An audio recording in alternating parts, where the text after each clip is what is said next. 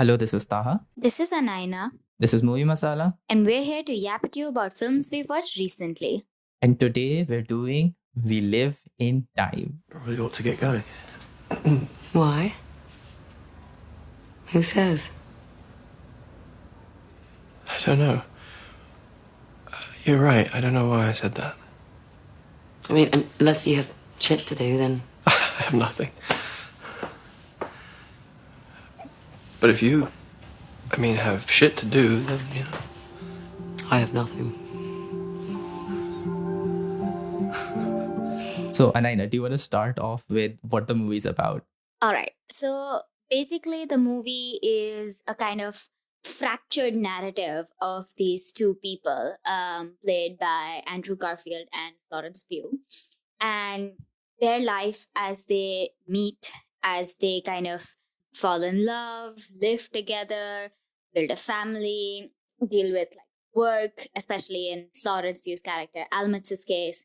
And then again, in her case, dealing with a cancer diagnosis that is pretty late stage. But I mean, what makes it different from, say, for example, I don't know, The Fault in Our Stars or like another book that talks about one character's terminal illness is, like I said before, the fact that the story is told in a fractured narrative, there's no linear narrative. In vignettes, almost. Yes, in vignettes. Yes, in vignettes of their life. And I think that was my favorite part about it, but I'm going to let you talk about it now, Taha. Yeah, basically, it sums down to it's the two of the hottest people you know constantly making out and flirting with each other. The movie. And honestly, I think they are the best part of this film. Both Andrew Garfield and Florence Pugh elevate this movie to a fully different level. The chemistry from both of them is so palpable, so fun, and you fully draw into the how well they bounce off of each other, how well they play off of each other. I think genuinely they are the strongest elements of the film, at least for me. And I think they genuinely do a lot, even with the dialogue, which I'll come to the dialogue and the writing of the film in a bit. But I think they do a lot with that dialogue and really fully commit to all of those scenes. And that's what really makes this film, you connect with it so well because of that. Yeah, no, I completely agree. I mean, Andrew Garfield has always been like one of my favorite actors, and so is Florence Pugh. And it's very clear why, because kind of the fact that I was completely sobbing fully towards the end was not because of anything unexpected or like because anything was particularly sad or something. It was just the way that they get you to be invested in their characters, despite the story being, I mean, not anything brand new, Yeah. but yeah, it's just they add a lot of life and humanity into the story and into the characters, and that's completely on them. Like, I think this would be a very, very different movie if it were any two other actors. Yeah, on that note, I also want to talk about this movie directed by John Crowley, who also did The Goldfinch, which was nominated, if I'm correct. The writer is Nick Payne. And like again, mentioning the source material, the writing, I feel this is a part where by the end, like, did I still cry in this film? Yes, I did. Did I feel like it touched me? Yes, I did. But at the end, I still remember feeling a bit empty. And I think that is because the film like alludes to more depth than there is actually there. Because when you take a step back, I feel I at least felt like digested it. Yes, the film is not in a chronological order. It's more connected by a theme almost. But that it does that until the very end where it just starts playing a bit much more chronologically at the end. And I feel like even at the end, there are scenes which are not fully resolved. And I'm just like, there's certain depth that's lacking. Like, there's not to give major spoilers, but there's a scene where Alma does something which really genuinely breaks Tobias's heart. And I just never feel there's a proper resolution to it in the sense that I'm not sure what makes him so committed to her despite all of that, right? And I think there are other smaller scenes in which are not developed in a way that the film goes for more of a quantity rather than quality sometimes. And I think honestly, if these two weren't there, I feel like I would have come out of thinking this was the fractured narrative, while fun was not enough to make up for a script that felt lacking to me. Okay, I'm going to completely disagree with you because I think it's again, Go off. yeah, I think it's the way that we see and read films, but like a difference in the way we see and read films. But I thought that that kind of incompleteness of some of the plot lines and un unexploration, that's not a word, but you know what I mean, like the lack of exploring some of the themes in full depth kind of speaks to life itself, the general broader theme of that they were saying that literally what the title of the movie says is that we live in time, Mhm. and of life and time, and just the fact that human connection is so strange and weird. And sometimes when we have a strong connection with someone, we really can't explain why. And the rest that follows with that person, we again really can't explain why or what it is about that person that draws us to them so much that whatever happens after that, it happens. There's no explanation for it. I think that's what I took away from it. And I thought that spoke a lot to how the general message I took away from this film was you've got to just let time do what it wants to do. You've got to keep on living.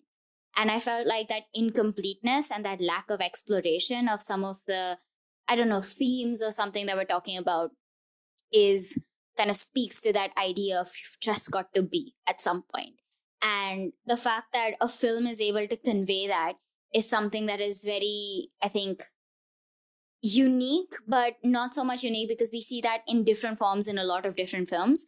But in this particular one, I thought it was a very refreshing take on this particular general theme of terminal illness, because the way it has been dealt with before in Hollywood, in Bollywood, all over the world, kind of makes you go, oh, okay, so this is not something that I can align with. And as someone who has faced like the loss of someone really, really close to me because of cancer as well, it felt really refreshing to see life be described and portrayed in this particular way, where it's just like, man, whatever's going to happen is going to happen. Our job is just to live through it.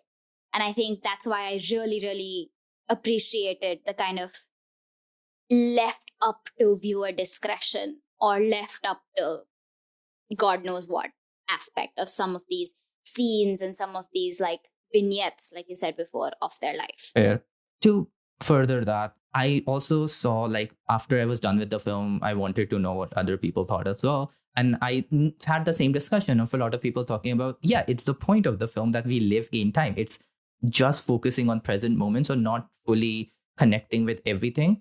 For me, I still felt that in order for the present to have the most effect, it's what has come before, or, you know, where you go with it that elevates that moment in current space.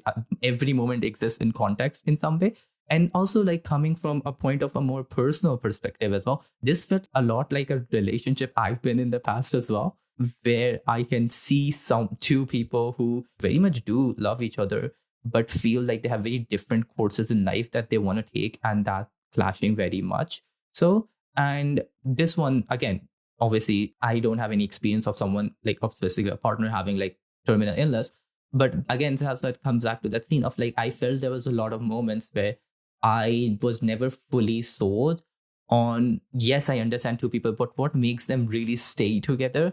And I got that scene for what makes Almut stay there, but I just really felt that I needed more to understand why Andrew Garfield really stays there. And some points I do understand. I think minor spoilers, but how she is like, oh, I do want to have kids. I like scenes like that where I was like, okay, is that more of a reason I can like rebut my own self? But then I was like, no, because I don't think that's something that is like, oh, I'm doing this because I love you. It's more because I want to have a future with you.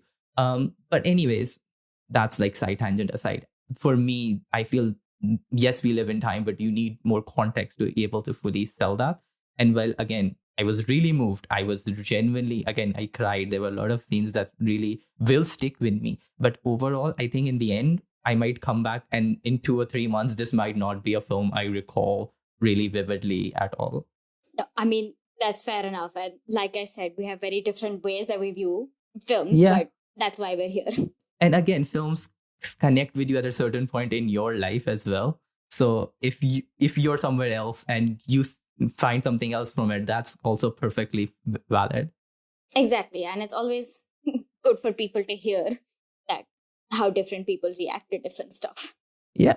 So that was our thoughts on We Live in Time. I hope you enjoyed that.